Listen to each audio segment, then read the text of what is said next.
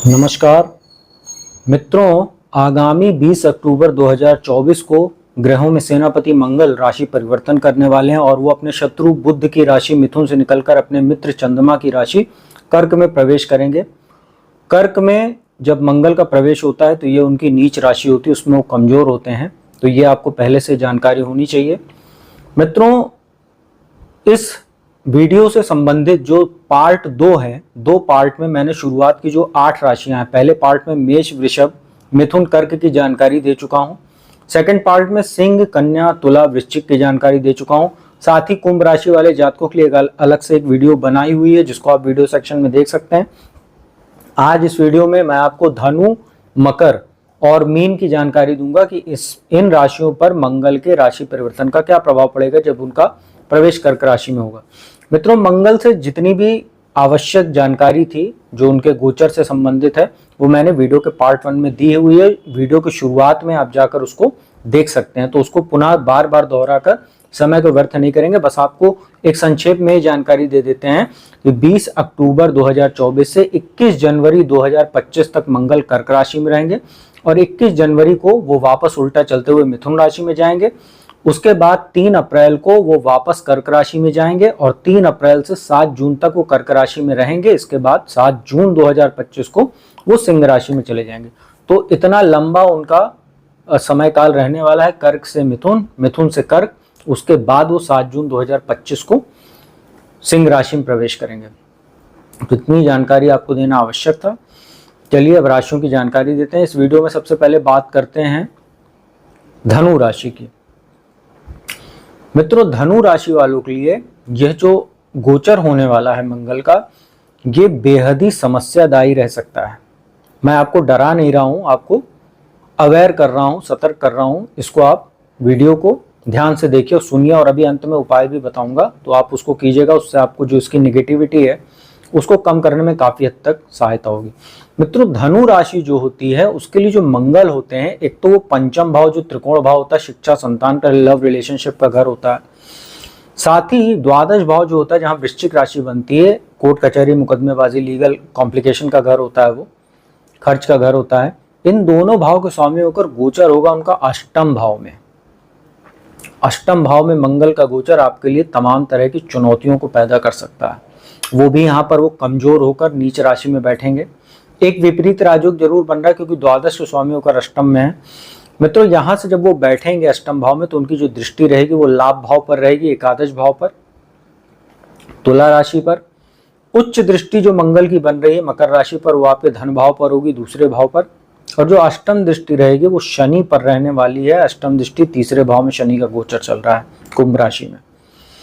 मित्रों, अष्टम भाव में मंगल का गोचर जब होगा तो सबसे पहले तो आपको ये ध्यान रखना है कि गाड़ी वगैरह चलाते समय सावधानी बरतिएगा, अन्यथा दुर्घटना आदि के प्रबल संभावनाएं ये योग बना रहा है दुर्घटना की। साथ ही कोई अगर आपकी सर्जरी वगैरह पेंडिंग थी तो वो इस गोचर के दौरान होने की संभावना बढ़ जाएगी। अष्टम भाव में मंगल बैठे हुए हैं, यहाँ पर प्रबल मांगलिक दोष भी बन रहा है, तो वैवाहिक जीवन में तमाम तरह की चुनौतियां आना, पति पत्नी का स्वास्थ्य प्रभावित होना, पति या पत्नी का दुर्घटना आदि में घायल वगैरह हो जाना, ये सब भी संभावनाएं बढ़ेंगी। अष्टम में मंगल बैठे हैं, एक चीज के लिए अच्छा है कि यहाँ से जो दृष्टि उनकी लाभ भाव पर पड़ रही है तो कुछ अचानक धन लाभ आपको हो सकता है। शेयर मार्केट से हो सकता है, प्रॉपर्टी से हो सकता है, साथ ही कोई पैतृक संपत्ति से जुड़ा मामला चल रहा था उसमें हो सकता है वाद विवाद बहुत बढ़ जाए, क्योंकि मंगल यहाँ कमजोर होकर बैठेंगे। साथ ही उनकी दृष्टि पड़ेगी वाणी भाव पर, दूसरा भाव वो पैतृक संपत्ति का घर होता है, संचित धन, कुटुंब, ससुराल पक्ष का घर होता है। वहां पर मंगल की उच्च राशि बन रही तो हो सकता है वाद विवाद बहुत बढ़ जाए, बहुत ज्यादा कटु वचन आपस में आपको बोलना पड़े संपत्ति को लेकर, लेकिन अंततः हो सकता हो वो मामला आपके पक्ष में आ जाए, वो पैतृक संपत्ति का फायदा आपको हो जाए, ये अच्छी चीज है। लेकिन परिवार में मतभेद ये मंगल कराएगा, आपके मान सम्मान को भी ये प्रभावित करेगा। और जो बाकी चीजें भी मैंने शुरू में बताई वो तो आपको पहले से सतर्क कर दे रहे हैं। इसके बाद जो दृष्टि पड़ने वाली है वो शनि पर पड़ेगी, तीसरे भाव पर। छोटे भाई बहनों के साथ संबंध बिगड़ सकते हैं, जैसा बताया मैंने, पैतृक संपत्ति से जुड़ा कोई मामला है या कोई प्रॉपर्टी आदि का, उसकी वजह से ये होगा। छोटे भाई बहनों के स्वास्थ्य का आपको ध्यान रखना है। मित्रों के साथ इस समय बहुत ज़्यादा समय व्यतीत करने से आपको बचना चाहिए, अन्यथा किसी कुसंगति की वजह से आप किसी लीगल कॉम्प्लिकेशन में फंस जाएंगे। इस गोचर के दौरान अभी फिलहाल के बारे में जो जानकारी दी जा रही है वो 20 अक्टूबर 2024 से 21 जनवरी 2025 तक की जानकारी दी जा रही है। इस गोचर के दौरान हो सके तो लंबी दूरी की यात्राओं पर जाने से बचिएगा। हो सकता है आपको कोई स्थान परिवर्तन हो जाए, जैसे कभी अगर आप किसी किराए के मकान में हैं तो आपको मकान बदलना पड़े, या कोई आपका स्थानांतरण वगैरह हो जाए कार वगैरह पर्पस को लेके, वर्क वगैरह की वजह से, वो एक अलग चीज़ है। लेकिन अपनी तरफ से कोई बहुत ज़्यादा टूर्स एंड ट्रेवल्स पर या किसी यात्राओं पर जाने से आप बचिएगा, अन्यथा आप दुर्घटना आदि के भी योग बनेंगे। बेवजह आपका समय और धन जो है बेकार की चीज़ों में इन सब पे खर्चा करने से आपको बचना चाहिए। ज़्यादातर हो सके रिलैक्स रहिए, और अभी अंत में मैं उपाय बताऊंगा उसको कीजिएगा तो आपके लिए स्थिति अच्छी रहेगी। और एक चीज़ का और आपको बता देते हैं, पंचमेश होकर अष्टम में, तो अपने संतान के स्वास्थ्य का बहुत ध्यान रखिए, क्योंकि यहाँ पर मंगल कमजोर होकर बैठ रहे हैं। तो बच्चे, जो आपका बच्चा है उसको भी बहुत कहिएगा तेज साइकिल न चलाए, तेज बाइक न चलाए, गाड़ी वगैरह तेज न चलाए। और जिन महिलाओं का संतान उत्पत्ति का समय चल रहा है उनको बहुत सतर्क रहना, कोई कॉम्प्लिकेशन वगैरह हो सकता है, इसका आपको पहले से ध्यान करा दे रहे हैं, तो आप चिकित्सा परामर्श लेते रहिएगा। मित्रों, दूसरी राशि मकर की बात करते हैं। मकर राशि के ऊपर 7.5 का अंतिम चरण चल रहा है। मंगल आपके जो होते हैं वो होते हैं, एक तो लाभ भाव के स्वामी होते हैं, एकादश भाव के, बहुत अच्छी स्थिति होती है, साथ ही चतुर्थ भाव के स्वामी होते हैं, केंद्र स्थान मेष राशि बनती है। वहाँ भौतिक सुख साधन और लाभ के स्वामी होकर मंगल नीच हो रहे हैं आपके सप्तम भाव में, आपके लिए भी मांगलिक दोष बन रहा है। मित्रों, सप्तम भाव में मंगल बैठेंगे, नीच हो रहे हैं, तो कहीं ना कहीं पति पत्नी में वाद विवाद की स्थिति उत्पन्न होना, छोटी छोटी बातें बड़े विवाद का रूप ले सकती है, साथ ही कहीं ना कहीं तलाक तक की भी नौबत आ सकती है। तो आपको इन सब चीज़ों से सतर्क रहना चाहिए और अपने व्यवहार पर संयम बरतना चाहिए। सामने वाला जो आपका पार्टनर है, लाइफ पार्टनर, उसकी बातों को सुनने का प्रयास कीजिए, समझने का प्रयास कीजिए। बहुत जल्दी आप चिड़चिड़ेपन या क्रोध के शिकार हो सकते हैं, तो इन सब चीज़ों से आप बचिएगा। यहाँ पर मंगल बैठेंगे, वैवाहिक जीवन को तो परेशानी दे ही रहे हैं, आप विवाहित लोगों के रिश्ते तय होने में समस्या देंगे, साथ ही बिजनेस में आपको तमाम तरह की प्रॉब्लम दे सकते हैं, कोई हानि हो सकती है, बड़ा इन्वेस्टमेंट, बड़ा रिस्क लेने से आपको बचना चाहिए। मंगल की दृष्टि दशम भाव पर पड़ रही है, तो थोड़ा बहुत आपको काम के जो कार्यस्थल आपका होगा वहाँ पर भी आपको आत्मविश्वास में कमी देखने को मिल सकती है। उच्चाधिकारियों से, अपने कलीग्स, बॉस के साथ कुछ मनमुटाव हो सकता है, इन सब चीज़ों से आप बचने की कोशिश कीजिएगा। इसके बाद लग्न पर जो दृष्टि पड़ रही है वो उच्च राशि वहाँ बनती मंगल की, तो ये जरूर है कि लग्न पर जो दृष्टि पड़ रही है आपकी उग्रता में, स्वभाव में थोड़ा सा समस्या ला सकती है, इसका आप ध्यान रखिएगा। आत्मविश्वास कभी कभी ओवर स्मार्टनेस में बदल सकता है, ओवर कॉन्फिडेंस में बदल सकता है, तो ये सब चीज़ें आपको नुकसान पहुंचा सकती हैं। इसके बाद जो दिक्कत आपके लिए सबसे ज़्यादा बढ़ने वाली है वो है मंगल की जो अष्टम दृष्टि, वो आपके दूसरे भाव में गोचर कर रहे शनि पर पड़ेगी। शनि मंगल आपस में परम शत्रु हैं, और तीसरे भाव में बैठे राहु की पंचम दृष्टि मंगल पर लगातार रहेगी। तो मंगल की दृष्टि शनि पर, राहु की दृष्टि मंगल पर, ये जो त्रिकोण है आपके लिए कुछ चुनौतियों को बढ़ा रहा है। परिवार में मतभेद, पैतृक संपत्ति जुड़े मामलों में समस्या, वाणी दोष की आपको प्रबल समस्या हो जाएगी। सामने वाले से क्या बोलना है, कितना बोलना है, कब बोलना है, या आप बिना सोचे विचारे बात करेंगे, जिससे परिवार में वाद विवाद होगा। ससुराल पक्ष से आपके संबंध प्रभावित हो सकते हैं, क्योंकि वाणी दोष की आपको समस्या रहेगी। बैठे बैठाए आप दुश्मनों में भी वृद्धि कर लेंगे। संचित धन में कमी भी देखने को मिलेगी, बेवजह की चीज़ों पर आप खर्चा कर सकते हैं, इसका आपको ध्यान रखना चाहिए। प्रॉपर्टी आदि में निवेश करने के लिए ये समय उत्तम नहीं है, ना बिजनेस में बहुत बड़े इन्वेस्टमेंट कीजिएगा।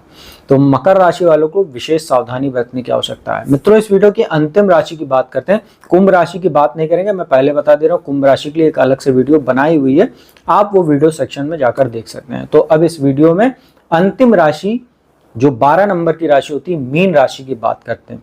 मित्रों, मीन राशि के लिए जो मंगल होते हैं वो दूसरा भाव धन भाव होता है, उसके स्वामी होते हैं, साथ ही भाग्य स्थान के स्वामी होते हैं।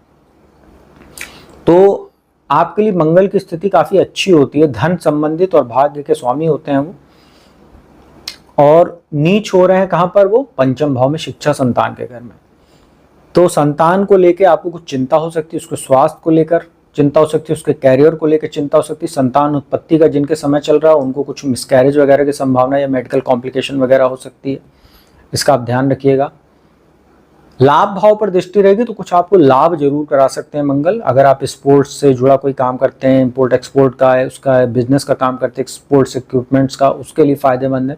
जो लोग IAS IPS हैं, एडमिनिस्ट्रेशन जॉब में है, या नेवी या सेना पुलिस में है, उनके लिए कुछ ये फ़ायदा करा सकता है। और दृष्टि जो मंगल की है, चौथी दृष्टि, वो आपके अष्टम भाव पर है। तो गाड़ी वगैरह चलाते समय सावधानी बरतिएगा, और कहीं ना कहीं आप कुछ ब्लड लॉस वगैरह की भी संभावना, ब्लड इन्फेक्शन वगैरह की संभावना बढ़ा सकता है। साथ ही बवासीर जैसी भी समस्या आपको दे सकता है, क्योंकि अष्टम भाव पर जो दृष्टि पड़ेगी तो ये कुछ आपको समस्या हो सकती है, इसका आप ध्यान रखिएगा। और जो अष्टम दृष्टि पड़ रही है वो पड़ रही द्वादश भाव पर। द्वादश भाव पर शनि गोचर कर रहे हैं, 7.5 का आपको पहला चरण चल रहा है। तो कोर्ट कचहरी जुड़े मामलों में समस्या, साथ ही किसी नए लीगल कॉम्प्लिकेशन में भी मंगल शनि के जो दृष्टि संबंध बन रहा है, मंगल की जो दृष्टि पड़ रही शनि पर, और लग्न में तो आपके राहु ऐसे ही बैठे हैं, उनकी पंचम दृष्टि मंगल पर है। तो मंगल की अष्टम दृष्टि द्वादश पर, राहु की लग्न में बैठ के पंचम दृष्टि मंगल पर, यह आपके लिए अच्छी स्थिति नहीं है। कोई लीगल कॉम्प्लिकेशन में फंस सकते हैं, बेवजह का खर्चों में बढ़ोतरी हो सकती है, और कहीं ना कहीं बेवजह की यात्राओं पर भी आपका समय धन खर्चा होगा, जो कहीं ना कहीं आपके स्वास्थ्य को प्रभावित कर सकता है, कुछ दुर्घटना आदि के योग भी बना सकता है। तो आप हो सके तो ट्रैवल से बचिएगा, अननेसेसरी ट्रैवल से बचिएगा, और अगर बहुत ज़रूरी है तो अभी मैं उपाय बता रहा हूँ, उसको कीजिएगा। उसको करने के बाद आप घर से निकलिएगा। मित्रों, मीन राशि वालों के लिए भी गोचर कोई बहुत अच्छा नहीं कह सकते हैं। तो आज इस वीडियो का जो पार्ट 3 था, इसमें जो बची 3 राशियां थी, धनु, मकर और मीन राशि पर मंगल के राशि परिवर्तन का 20 अक्टूबर 2024 से 21 जनवरी 2025 तक क्या प्रभाव पड़ेगा, उसकी मैंने जानकारी दी। उपाय की बात कर लेते हैं। हनुमान जी की जितनी पूजा उपासना कर सकते हो उतनी पूजा उपासना कीजिए। हनुमान चालीसा, बजरंग बाण, हनुमान अष्टक का पाठ कीजिए, सुंदरकांड का पाठ कीजिए। हर मंगलवार को मंदिर जाकर हनुमान जी के पूजन दर्शन कीजिए। साथ ही घर में अगर आप पूजा पाठ करते हैं, हनुमान जी के चित्र या मूर्ति के समक्ष बैठकर 5 या 11 बार जो है आप हनुमान चालीसा का पाठ करें। चमेली के तेल का दीपक जलाकर ये कीजिएगा तो बहुत अच्छा रहेगा। साथ ही उनको सिंदूर, चमेली के तेल में सिंदूर मिलाकर उनके चरण में या उनके पूरी मूर्ति पर आप लगा सकते हैं, और थोड़ा सा जो अच्छे से उनके चरण में लगा दीजिएगा वो सिंदूर। और घर से जब भी निकलिएगा तो हल्का सा वो चरण से सिंदूर लेकर आप अपने माथे पर लगाकर निकलिएगा। हर प्रकार के अनिष्ट से बचाने का, दुर्घटना आदि से बचाने का ये काम, ये प्रयोग करता है।